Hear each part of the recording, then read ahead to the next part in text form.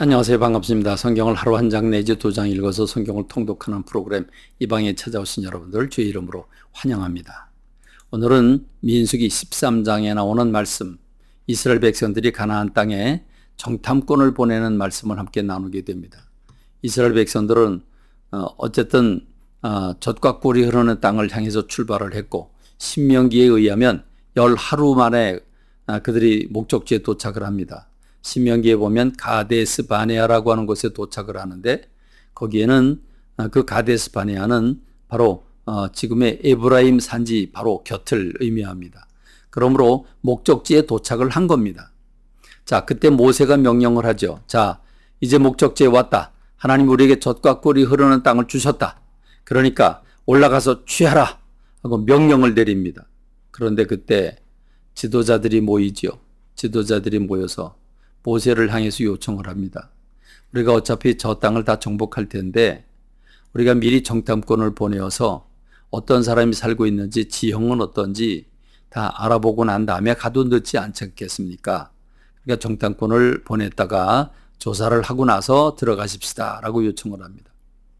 근데 신명기에 보면 하나님께서 그를 좋게 여기셔서 허락을 하셨다라고 나와 있는데, 우리가 성경을 읽을 때 이게 참 힘듭니다. 여러분, 성경 읽을 때 어려운 이유가 지금 민수기 이 13장 1절에서는 하나님 뭐라 그러냐면, 하나님께서 모세에게 말씀하여 이르시되 사람을 보내어 정탐을 해보라고 그랬다, 이렇게 말씀하고 있습니다. 그러니까 이스라엘 백성들은 뜻이 없었는데 하나님이 정탐꾼을 보내라고 말씀하셔서 보낸 것처럼 기록이 된 겁니다. 그러나 여러분, 신명기에는 그렇게 기록되어 있지 않죠.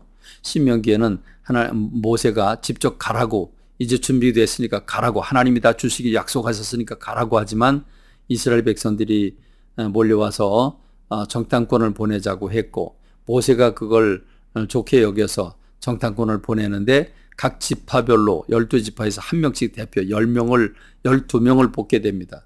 그래서 12명이 가서 40일 동안 그들이 정탐해야 할 하나님이 주신 땅들을 다 정탐을 하고 돌아옵니다.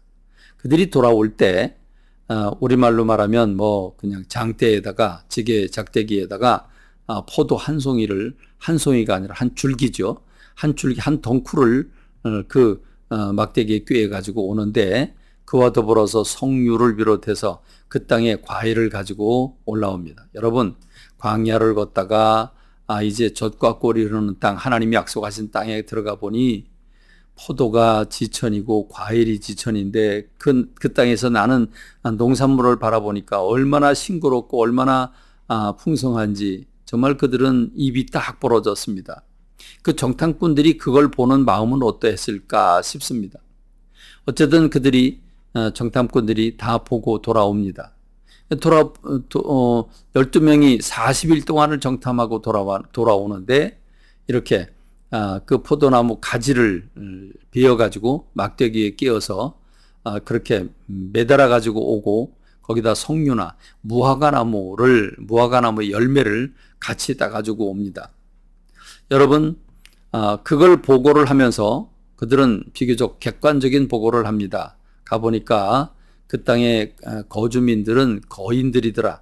그리고 그 땅의 그 성벽은 상당히 높고, 그런데 그 땅만큼은 젖과 꿀이 흐르는 땅 맞다.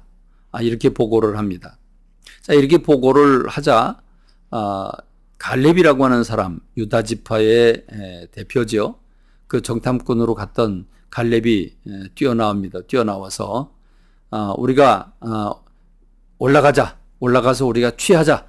능히 우리가 올라가서 취하면 얻을 수 있으리라 라고 얘기를 합니다.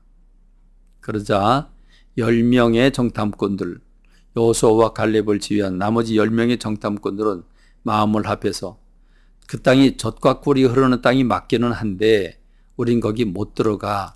왜냐하면 거긴 거인족들이 살고 있고 성벽은 어마어마하기 때문에 우리가 생각해도 그들이 우리를 볼 때 메뚜기처럼 볼 거라 하고 스스로 자기네들을 격하시키는 얘기를 합니다.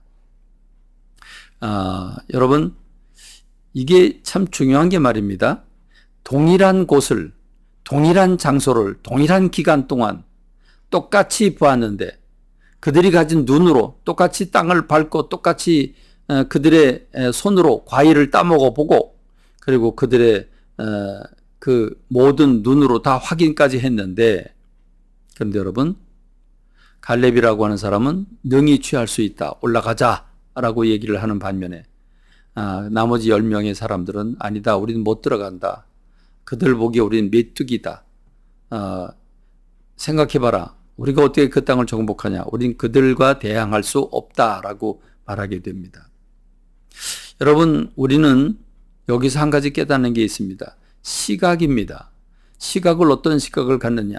곧 우리말로 표현하면 부정적인 눈으로 바라보는가 긍정적인 눈으로 바라보는가. 그걸 영적인 언어로 말한다면 하나님을 바라보고 믿음으로 고백할 것인가 현실을 바라보고 어렵다 불가능하다고 말할 것인가. 그렇습니다. 우리가 삶을 살아가다 보면 현실에 수많은 어려움들이 있게 마련입니다. 때로는 도저히 견딜 수 없는 모든 걸 내려놓고 싶은 그런 어려움이 우리에게 찾아올 수도 있습니다. 그러나 여러분 그 어려움을 동일한 어려운 환경이지만 그걸 바라보면서 긍정의 눈으로 바라보는가 아니면 부정의 눈으로 바라보는가. 할 수 없다고 생각하는 사람에겐 모든 일이 다 안 되는 구실이 되지만 할 수 있다고 믿는 사람들에겐 모든 게 다 될 수 있는 길로 보인다고 하는 사실을 기억해야 합니다. 사람은 시각이 어떤가에 따라서 행동이 달라지게 되어 있습니다.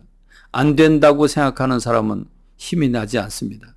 된다고 생각하는 사람은 길을 찾게 마련입니다. 그러면 길이 나오게 되어 있습니다. 그렇습니다. 우리가 곧 올라가서 그 땅을 취하자. 능히 이 길이라 라고 말하는 그 갈렙의 신앙, 그 믿음의 고백, 이게 오늘 저와 여러분들에게 필요한 것입니다. 여러분 매 사건을 바라보면서 여러분의 생각과 감정과 의지를 붙잡고 판단하고 비판하고 정죄합니까? 아니면 믿음의 눈으로 바라보고 기뻐하고 감사합니까?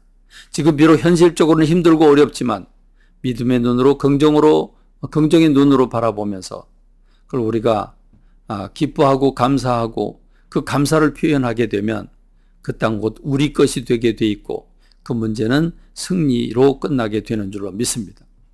그러므로 오늘 이스라엘 백성들이 젖과 꿀이는 땅 앞에까지 가놓고 이제 우리는 죽었다.